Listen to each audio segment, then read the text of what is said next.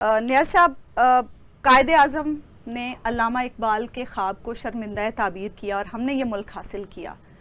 79 سال میں ہم کہاں بھٹکے کہ آج ہم اس مقام پر کھڑے ہیں؟ بہرحال جی 14 اگست یہاں بہت خوشی لاتا ہے. پہلے تو سب اہلیان پاکستان کو میری طرف سے آزادی مبارک، آزادی دن مبارک.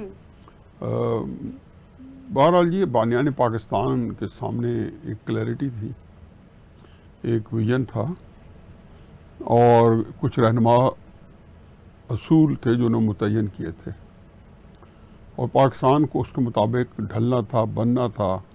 ایک قوم بننی تھی، ایک ملک بننا تھا. بنایا، قوم بنائی، قوم نہیں بن کے قوم بنی تو ایک ملک حاصل ہوا جی. اور پھر ملک بھی بن گیا. یہ کسی کو کیا پتہ ہے کہ جن لوگوں نے بنایا وہ کس قابلیت کے، کس کیپیسٹی کے لوگ تھے.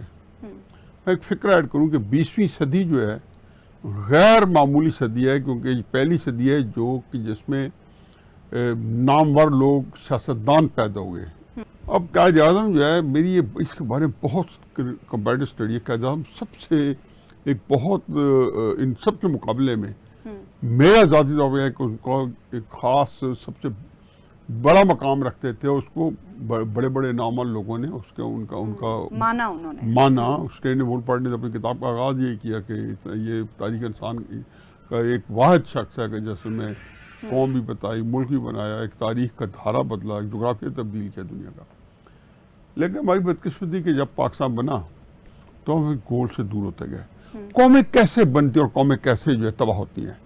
قوموں کے اندر ایک ہی چیز چاہیے ہوتی ہے کہ آپ ایک ایسا پولیٹیکل سسٹم دیں، چاہے وہ پرانی رومن امپائرز ہو، چاہے سلطنت عثمانیہ ہو، چاہے جدید دور کی امریکی سلطنت ہو، چینی جو ہے ملک ہو، چاہے آپ کی گلف کنٹریز کی بادشاہتیں ہوں، چاہے انڈیا کی ڈیموکریسی لوڑی لنگڑی، سب میں ایک ہی جو مشترک نظر آئے گی کہ وہاں پہ ایک نظام قائم ہے جو تحد نگاہ قائم ہے، جس کے بارے میں کوئی شک نہیں، کوئی شبہ نہیں ہے.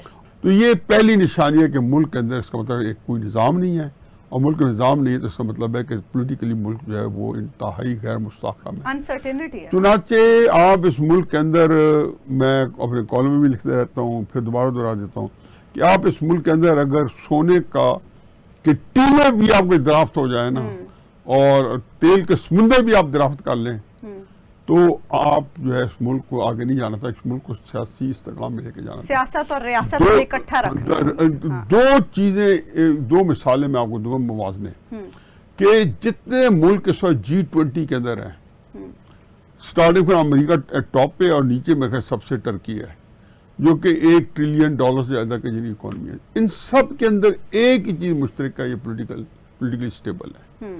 تو اس میں اب ابھی تک تو مجھے کوئی سمجھ نہیں آتی کہ جب آپ کے پاس کوئی نظام نہ ہو. کل بھی میں دنیا ٹی وی پہ کامران شاہد صاحب کے ساتھ پروگرام کر رہا تھا، پہلے بھی ان کے پروگرام میں یہی بات ہوئی ہے کہ کوئی کسی پاکستانی کو یہ نہیں پتا کہ یہ جو پریزنٹ ہائیبرڈ سسٹم جائے گا، بھلے یہ 15 سال بعد جائے، 10 سال بعد جائے، 20 سال بعد جائے، اس کے بعد پاکستان میں نظام کون سا ہوگا، اس سوال کا جواب نہیں ہے. اور جب تک اس سوال کا جواب نہیں ملے گا اور آپ تحد نگاہ ایک نظام قائم نہیں کرتے اور ایک آئین کو لیٹر سپرٹ میں کسی ملک کا جو نظام ہے وہ کسی آئین، دستور، کسی جو ہے پرنسپل گائیڈ لائنز ہے ان کے مطابق ہوتا ہے، نہیں ہوتا تو میرا خیال ہے ٹام ٹولیے ماریں گے.